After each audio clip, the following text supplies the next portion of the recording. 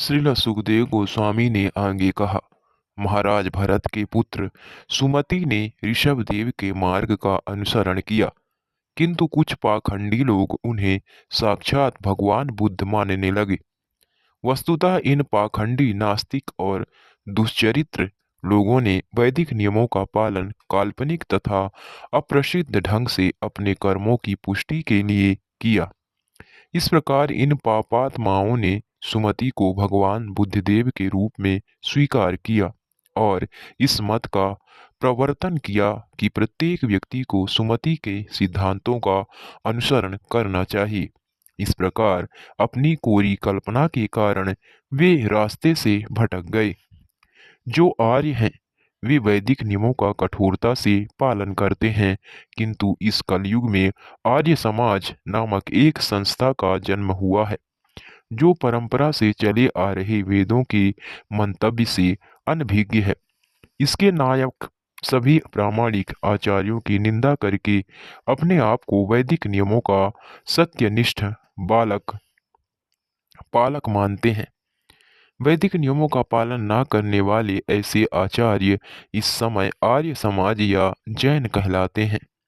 वे न केवल वैदिक नियमों का पालन ही नहीं करते, प्रत्युत भगवान बुद्ध से भी उनका कोई संबंध नहीं है। सुमति के आचरण का अनुकरण करने के कारण वे अपने आप को ऋषभदेव की संततियां घोषित करते हैं। जो वैष्णव हैं वे इनकी संगति से सावधानी से दूर रहते हैं, क्योंकि वे वेद पथ से अनभिज्ञ होते हैं। श्रीमद् भागवत गीता 15.15 में भगवान श्री कृष्ण का वचन है, वेदों का वास्तविक उद्देश्य मुझे जान लेना है। संपूर्ण वैदिक शास्त्रों का यही आदेश है। जो भगवान श्री कृष्ण की महानता से परिचित नहीं है उसे आर्य नहीं माना जा सकता है। भगवान श्री कृष्ण के अवतार भगवान बुद्ध ने भागवत धर्म के दर्शन के प्रचार की विशिष्ट विधि अपनाई थी। वे प्रायः नितांत पाखंडियों नास्तिकों को उपदेश देते थे। नास्तिकों को किसी ईश्वर की आवश्यकता नहीं होती, अतः भगवान बुद्ध ने कहा कि ईश्वर नहीं है, परंतु उन्होंने अपने अनुयायियों के लाभ के लिए उपदेश देने की यह विधि अपनाई। उन्होंने छनहा रूप में उपदेश दिया कि ईश्वर का अस्तित्व नहीं है। ऐसा होते हुए भी वे स्वयं ईश्वर के अवतार थे। सुमति की पत्नी वृद्धसेना की कोख से देवताजित नामक पुत्र का जन्म हुआ।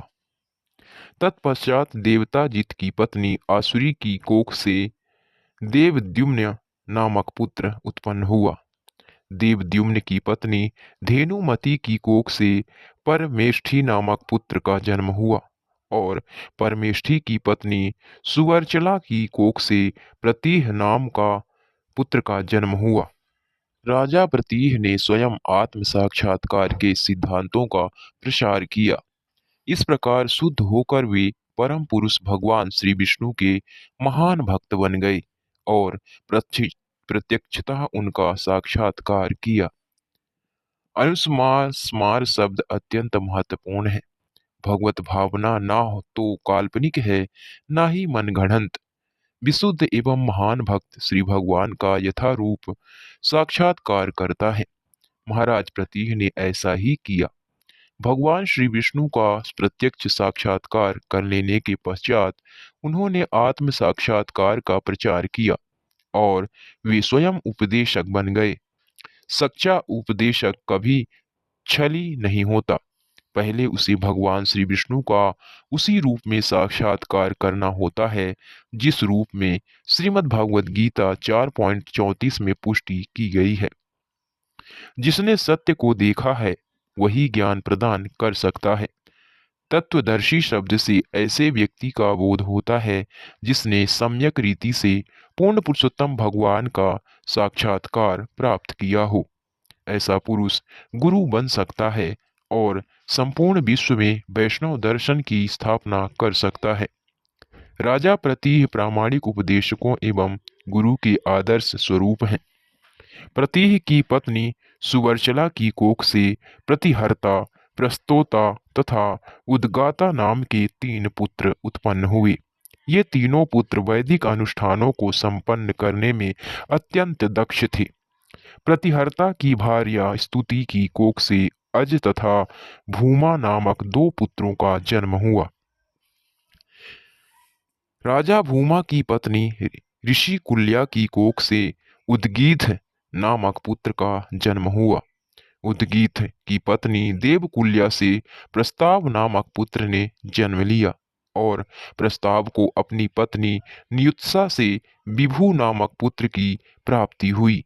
विभु की पत्नी रति की कोख से पृथुश्रेण और पृथुश्रेण की पत्नी आकुति की कोख से नक्त नामक पुत्र ने जन्म लिया।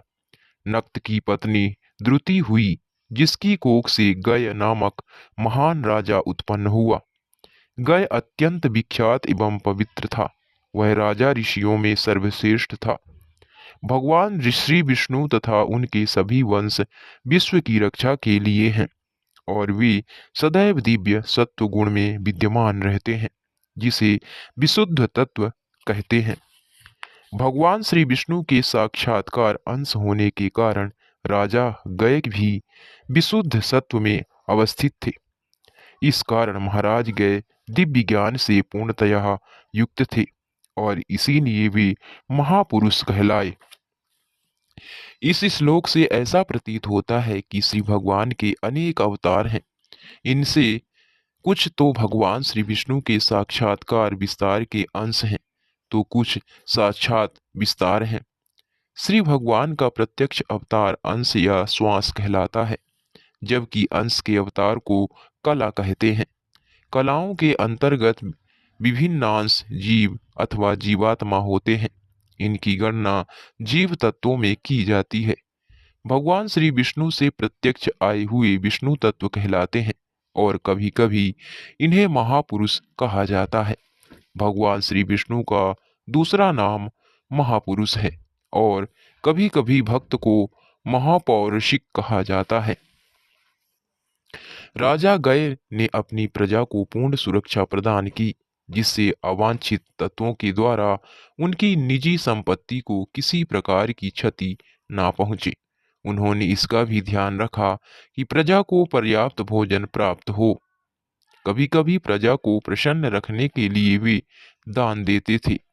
कभी कभी वे प्रजा की सभाएं बुलाते और मृदु वचनों से उन्हें तुष्टि प्रदान करते।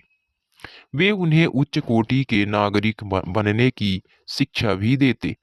राजा गय में इस प्रकार की विलक्षणात्माएं थीं। इन सबके साथ ही साथ राजा गय गृहस्थ थे और वे गृहस्थ जीवन के सभी नियमों का कड़ाई से पालन करते थे।